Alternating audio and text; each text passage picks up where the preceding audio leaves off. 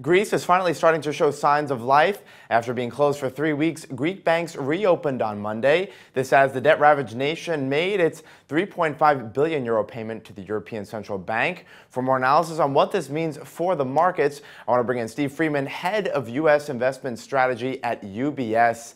And Steve, is the Greece situation under control, at least from a market's point of view? I mean, is this still something U.S. investors have to be worried about?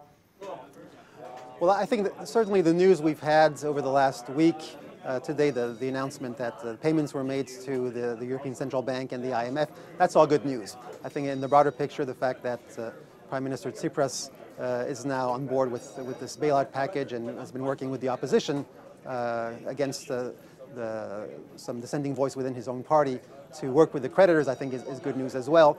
But really throughout this whole month of uncertainty, I think our view has really remained that even from a European equity market perspective, everything would remain contained, even in a scenario of a Greek exit of the Eurozone, because ultimately the ECB stands behind the system and has the tools, unlike in 2010 and 2011, the ECB has the tools to prevent broader contagion. So overall, I think right now this is a phase where U.S. investors can go back to focusing on the fundamental picture, which is pretty sound. All right, well, now I want to switch gears and talk about earnings. About 130 companies within the S&P 500 are slated to report this week. Today we had Morgan Stanley and Hasbro reporting strong earnings. Tuesday we'll hear from Apple and Yahoo. What's your take on earnings season going forward?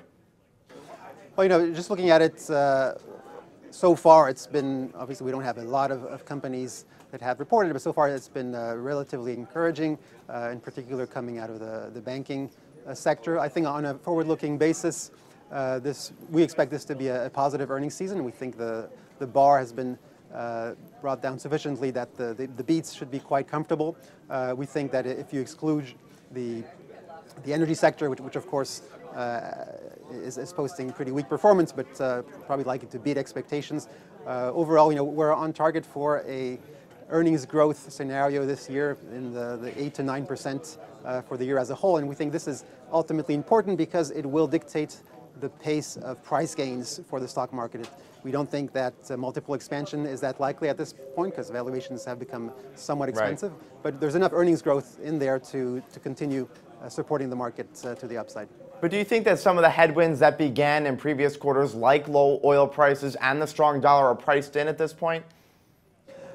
I would think certainly the oil price is very much priced in, and I think at this point you're likely to see some upward revisions as a result of earnings season. I think that the dollar will continue to be a bit of a drag, but I think from an expectation perspective, this is also something that has been recognized by analysts, and therefore I don't think that there's going to be a negative drag from any of those factors. All right, and give us a sense just real quick on where you see opportunities in today's markets in terms of sectors. Sure. So our preferred sector is the technology sector. This has been a long-standing preference. We have both cyclical forces and structural forces favor the sector, and it's still relatively cheap versus the market. Other areas that we like include the energy space, which we now think, given a view that energy prices are likely to grind higher from here rather than correct further. We think that's an area where there are opportunities. We also like the financial sector, in particular the banks, because we think that as rates rise, you will see some potential benefits from a net interest income perspective. Right. And finally, we also see some pockets of attractiveness within the industrial space. All right, Steve, thanks very much for joining us. We appreciate it. Thank you. I'm Scott Gamm, and you're watching The Street.